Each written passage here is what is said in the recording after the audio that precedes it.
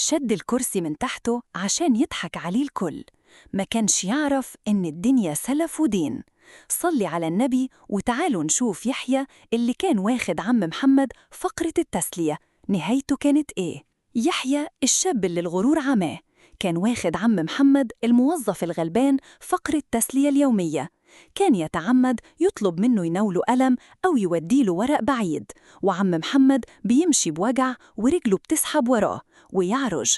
يحيى كان يقف يضحك كل الموظفين عليه ويقول له بمنتهى القسوة: انجز يا عم محمد، انت زي السلحفاة العرجة كده ليه؟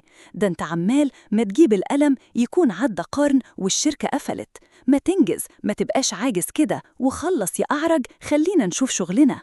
وفي يوم يحيى حب يختم الفقرة بتاعته بحاجة تقطم الظهر، وعم محمد لسه بيسند بإيده عشان يقعد. يحيى سحب الكرسي بسرعة، وقع الراجل واترمى على الأرض بوجع. وضحك يحيى ملا المكان، قال بصوا عليه وقع ازاي، وضحك كل الموظفين عليه. عم محمد بيحاول يقوم بسرعة من على الكرسي، رجله اتزحلقت ووقع قدام يحيى، والكسرة اللي ظهرت في عينه كانت أصعب بكتير من وجع الوقعة. ويحيى وقف يضحك من قلبه، فاكر إن ضحكته دي انتصار، ومش واخد باله إن كسر الخواطر دينه تقيل قوي.